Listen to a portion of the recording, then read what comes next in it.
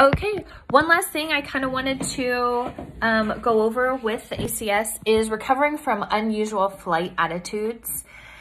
And so when you're looking at your instruments, if the nose is high, you want to add power, pitch to the horizon, and level the wings. And if the nose is low, you want to pull power, pitch for the horizon, and level the wings. Okay, part 91, 185, lost comm procedures. The MEA, you want to, if you need to know what altitude should you fly after you've lost your comms, the acronym is MEA, fly the highest among your M, minimum altitude prescribed for IFR, E, expected altitude, expect 5,000 feet after 10 minutes, and A, the last altitude assigned by ATC. So if you want to know the route to fly, it's AVEF, and it's selected route by that order. A, assigned route, if there's none. V, vectored, fly to the fixed route airway last vectored to. E is your last expected route by ATC, and if there's none, your filed route. If you, or whenever you're ready to leave the clearance limit, is the clearance limit a fix from which an approach begins? If the answer is yes, you may start the descent and approach as close as possible to the EFC or ETA if no EFC is given. And the answer of is the clearance limit a fix from which an approach begins? No. Then at the EFC or clearance limit, if no EFC is given, proceed to a fix from which an approach begins and start the approach.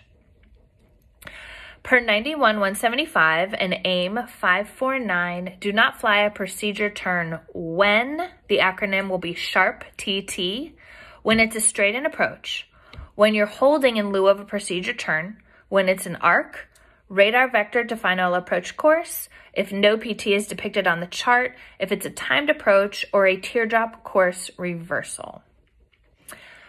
Part 91-175, when can you descend below the MDA or the DA? All three conditions must be met.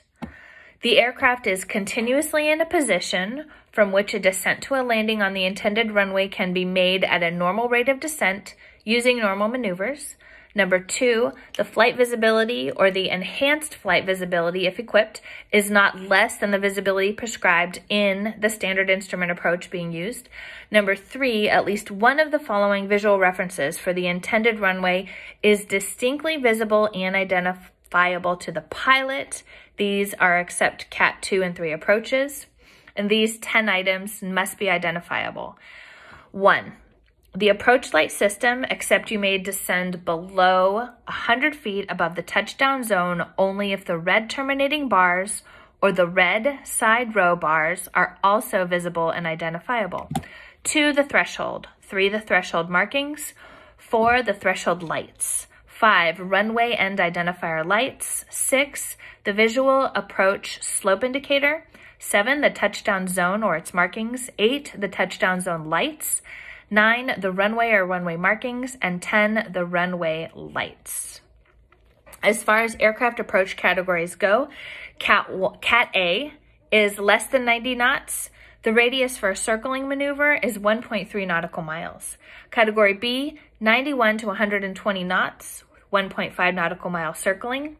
Cat C, 121 through 140 knots and 1.7 nautical miles. Cat D, 141 to 165, 2.3 nautical miles. And Cat E, greater than 165 and 4.5 nautical mile radius for circling. The visual descent point is kind of like the Roman numeral really bold V on the profile view of the chart. Let me see if I can find one.